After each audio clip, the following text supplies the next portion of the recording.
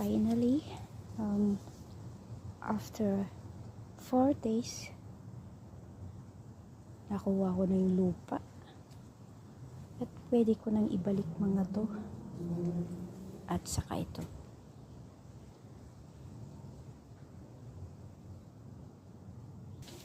Dahil wala akong gaanong oras, dito ko muna inimbak.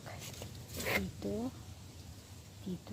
Tapos, nilagay ko dito sa gitna ng mga halaman ko. Yan. Dito din.